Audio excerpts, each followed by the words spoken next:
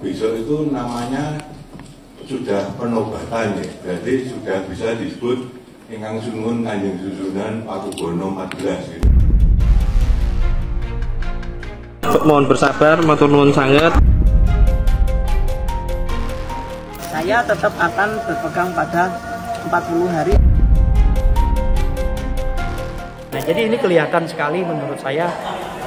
Kalau saya melihat tradisi, tentu adalah sang putra mahkota yang harusnya lebih berhak menduduki tahta itu. Jadi sejak Pakubuwono ke-12 itu sebelumnya memang sudah ada perpecahan.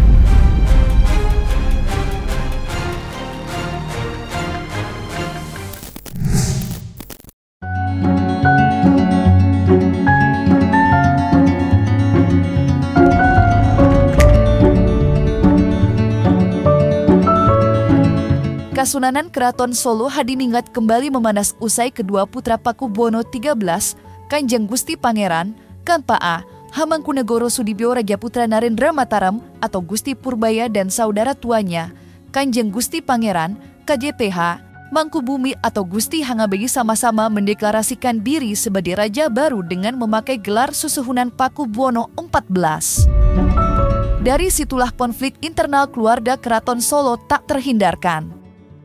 Kedua belah pihak sama-sama mengaku sebagai pewaris tahta yang sah. Dan kemarin Kanjeng Gusti Pangeran Adipati Anom, KGPRA Hamangkunegoro Sudibyo Rajaputra Narendra Mataram atau yang dikenal dengan Gusti Purbaya baru saja dilantik menjadi Sri Susuhunan Kanjeng Sunan Pakubuwono 14 menggantikan ayahandanya Pakubuwono 13 yang wafat.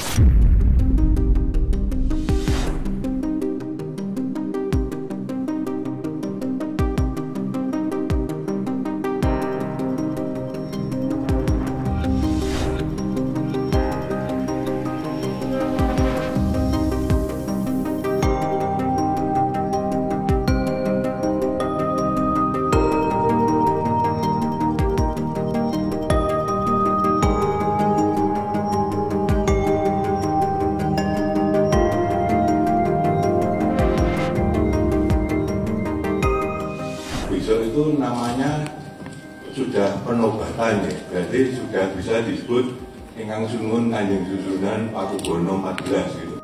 Untuk penyebutan Sinuhun Pakubono 14 itu sudah bisa dikategorikan, bisa disebut ketika beliaunya bersumpah dan mengikatkan diri sebagai Sinuhun Pakubono 14 di depan jenazah Sinuhun Suwargo Pakubono 13. Di situ beliau sudah berikrar dan bersumpah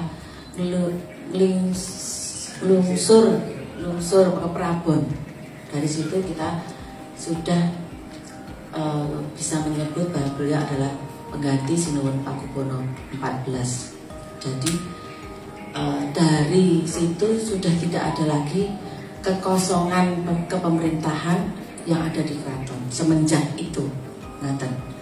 Jadi untuk yang lain-lain saya tidak ingin berkomentar karena di sini kami hanya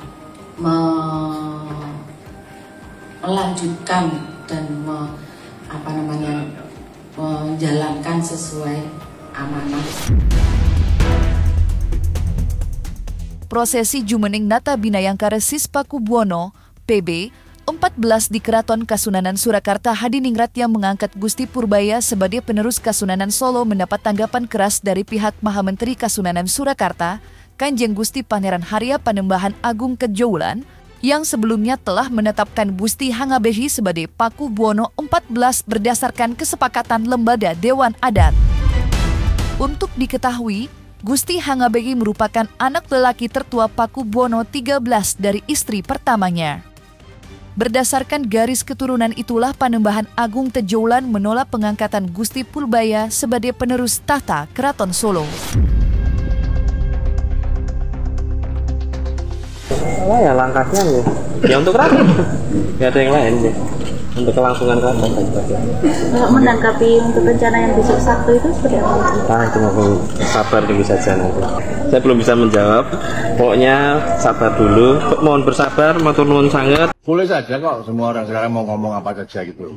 Tetapi dasar yang digunakan dari Kemendagri punya.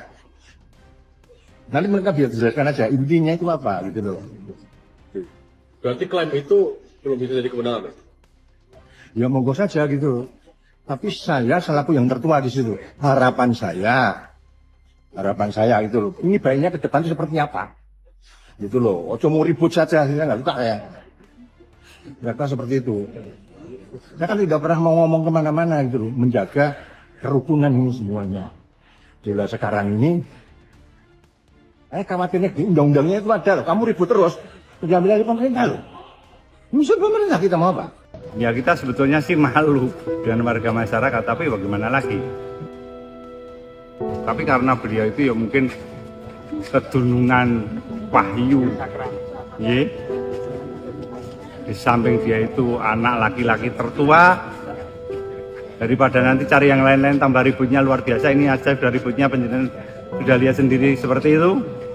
Walaupun yang bikin ribut ya saudaranya sendiri. Ya kita sebetulnya sih malu dengan warga masyarakat, tapi bagaimana lagi? Itu keadaan seperti itu bisa terjadi di zaman dan era manapun. Pengangkatan putra mahkota tidak dimaknai sebagai pengangkatan, juga sebenarnya tidak juga. Jadi ini kan makanya kenapa dibicarakan dulu dengan keluarga besar atau terah ya. Nah kalau memang terah sudah mengakui, menyetujui ya nggak kenapa tidak. Kan gitu. Jadi sekali lagi jangan buru-buru. Intinya ini kan kita melihat ada faktor buru-burunya. Mau cepat untuk apa, yang dikejar apa, terus tujuannya apalah. Ini kan yang harusnya kita, jenazahnya belum keluar dari keraton loh, kalau sudah dideklarasikan, itu yang dipersoalkan, dipertanyakan. Seharusnya kan menunggu dulu lah, menghening dulu kan biasanya kita 40 hari sampai 100. Sebelum prosesi Jumeneng Pakubuwono, PB 14 di Keraton Kasunanan Surakarta Hadiningrat yang mengangkat Gusti Purbaya sebagai penerus tahta Kesunan Surakarta, Maha Menteri Kasunanan Surakarta, Kanjeng Gusti Pangeran Harya Panembahan Agung Kejaulan, sudah terlebih dahulu mengangkat Gusti Hangabehi selaku anak tertua menggantikan kedudukan ayahandanya dengan memakai gelar Pakubuwono 14. Munculnya dua putra mahkota dari dua pihak berbeda Keraton Solo memanas. Sasampunipun surut dalem sampeyan dalem ingkang sinuwun Kanjeng Susunan Pakubuwono Senopati ing Ngaloba Abdurrahman Sayyidin Panoto Kumu ingkang kaping 12. Ingsun Kanjeng Gusti Pangeran Adipati Anom Amangkunagara Sudibyo Raja Putra Narendra Mataram kaping 7. Wiwit dina iki Kemis Wage kaping 22 Jumadil Awal dal 1959 utawa 13 November 2020. Lungsur keprabonan Bentenang dintosi sawarga ingkang Rama ajejuluk sampeyan dalem ingkang sinun Kanjeng Susunan Pakubuwono Senopati ing Ngaloba Abdurrahman Sayyidin Panoto Kumu kaping 14.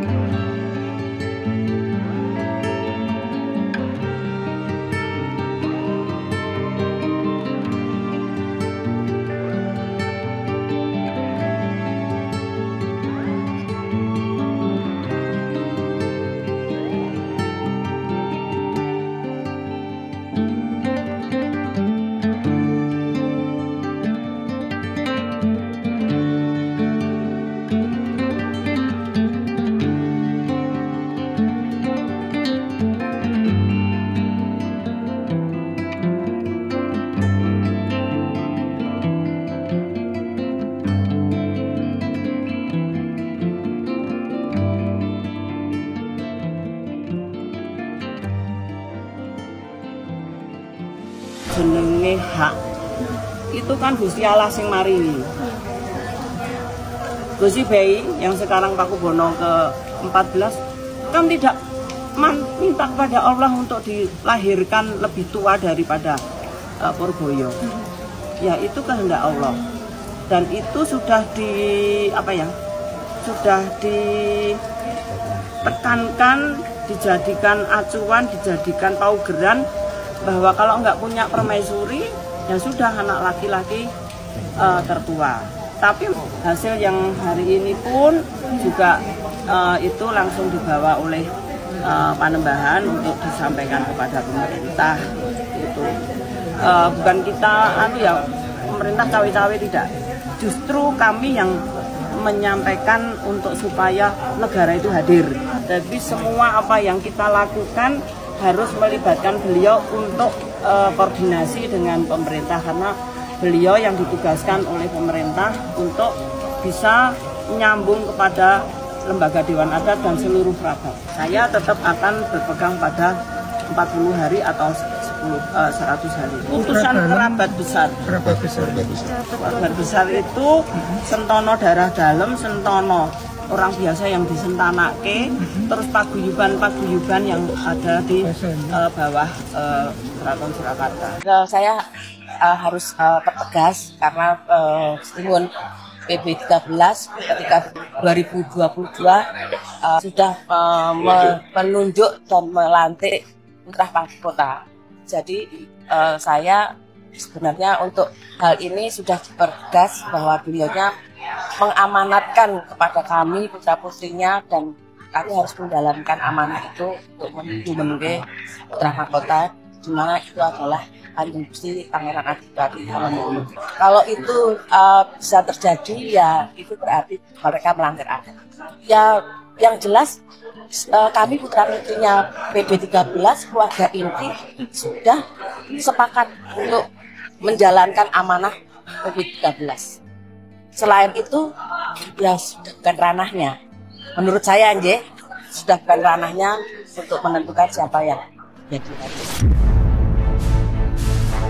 Proses pergantian tahta Kerajaan Keraton Kasunanan Surakarta atau Keraton Solo, Jawa Tengah sampai kini masih terus memanas.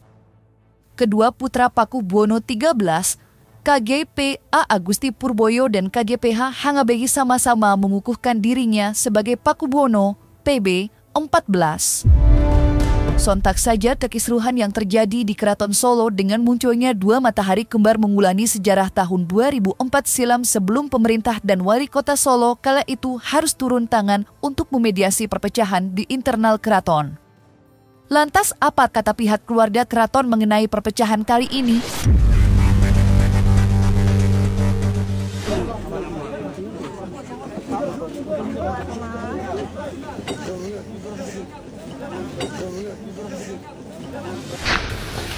Seperti mengulang suksesi PB 13 yang lalu.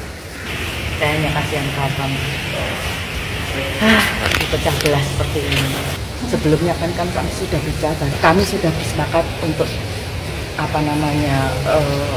ini kan putra mahkota, di mana di situ adalah Hamengkubuwono. Ngapa?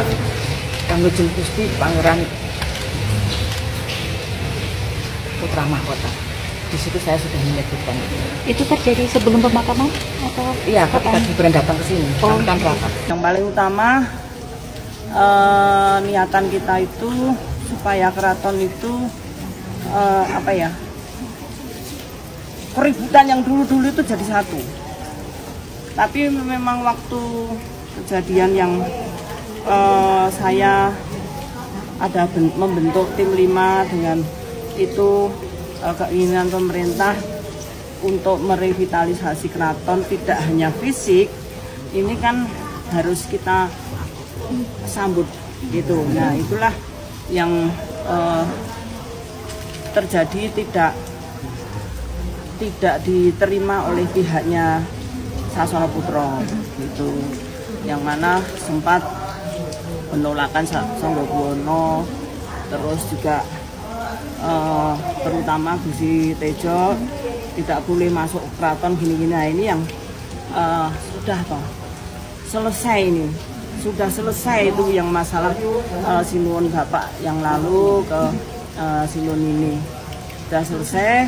kita menyatu saja. Yang penting kita adalah menjaga keutuhan Sentono abdi dalam kerabat ini semua dan melestarikan keraton. Kami nanti akan berembuk lagi untuk menata semacam kabinet gitu untuk bisa menjalankan kegiatan setiap harinya. Ya, ini masalah internal keraton. Kita menghargai keluarga besar keraton dan juga adat istiadat yang ada. Yang paling penting kita semua bisa menjaga kerukunan dan masalahnya bisa terselesaikan. Ya, kalau kita lihat ya konflik di Keraton Solo itu cukup tajam ya. Ya mudah-mudahan semua bisa diselesaikan secara musyawarah ya untuk kerukunan, untuk kebaikan bersama.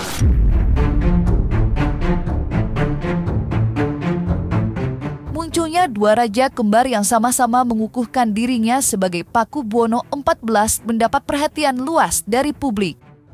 Mengingat sejarah suksesi Kasunan Keraton Surakarta syarat dengan intrik dan polemik.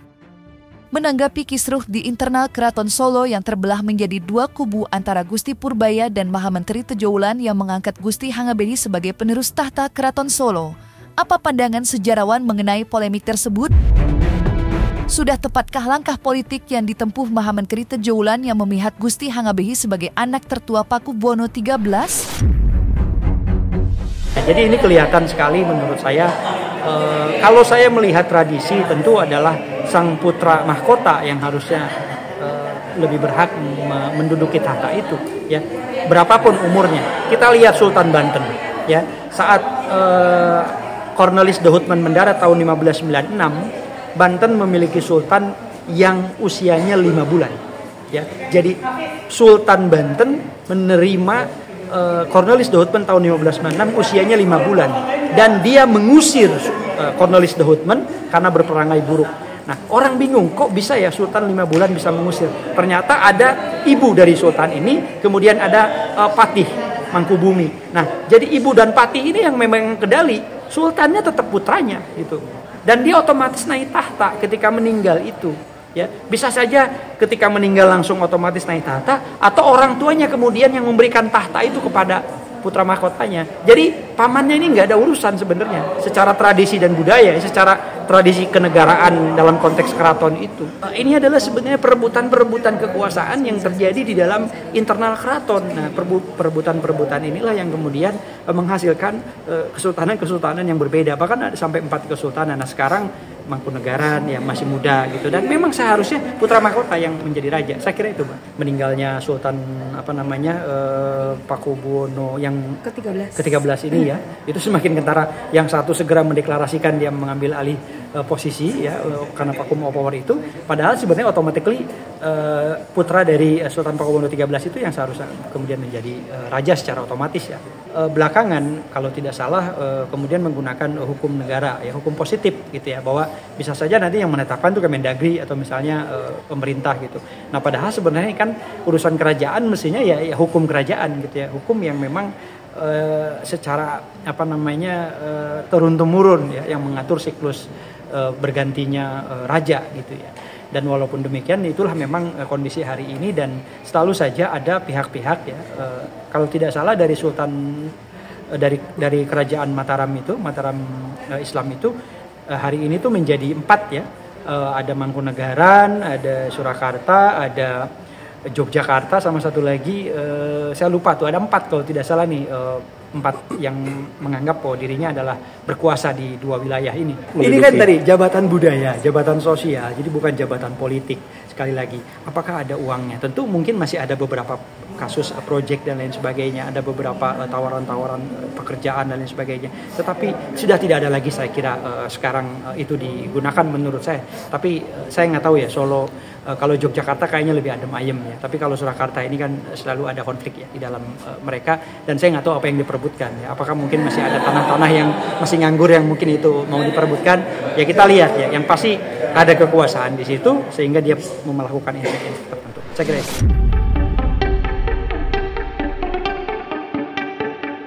Proses pergantian tahta Kerajaan Keraton Surakarta yang kemarin mengangkat Gusti Purbaya sebagai Pakubuwono XIV mendapat perhatian luas dan tanggapan dari banyak kalangan, tidak hanya dari dalam keraton, tetapi juga luar keraton, yang turut prihatin dengan adanya perpecahan tersebut. Salah satunya Roro Fitria yang ikut prihatin dengan adanya konflik di Keraton Solo.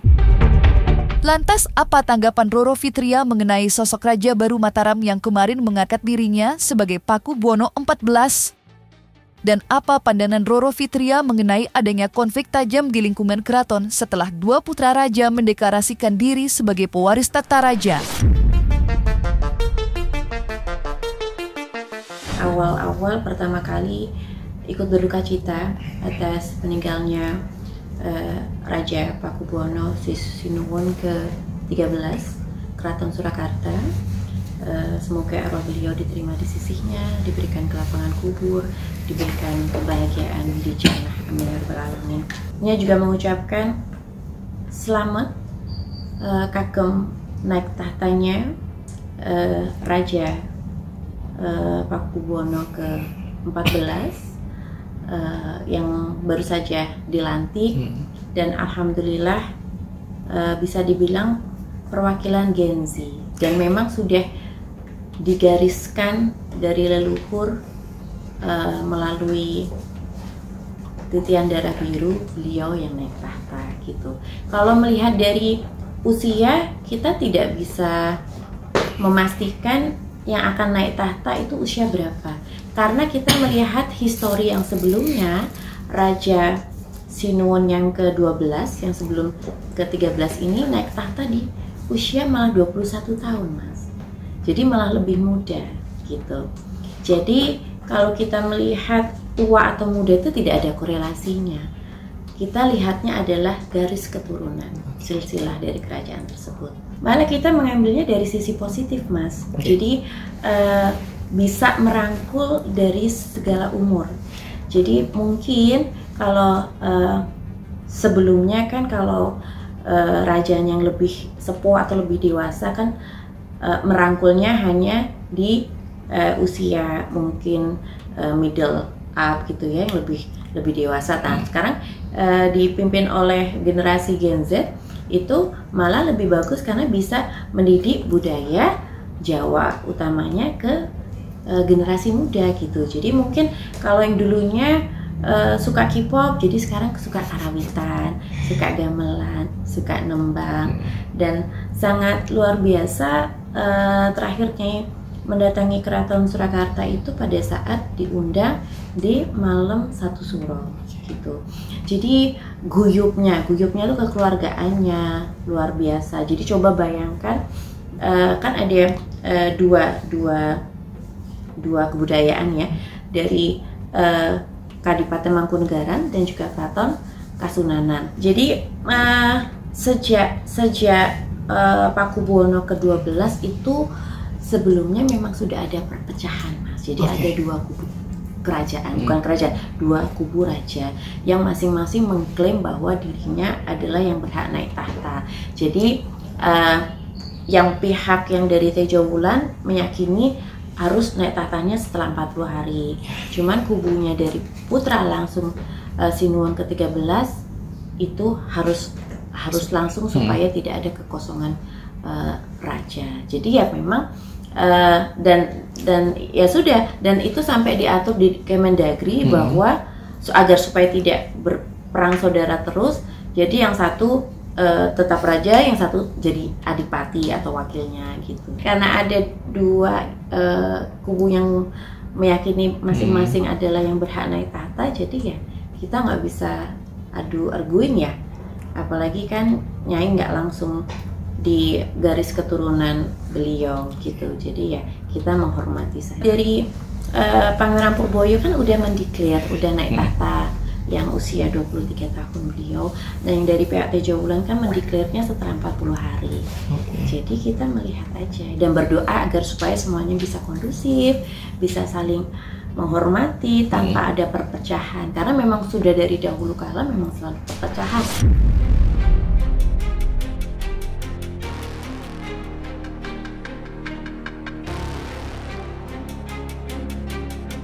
Nah, selesai sudah Cumi Lovers. Jangan lupa untuk like, subscribe, dan juga share channel YouTube Cumi Cumi.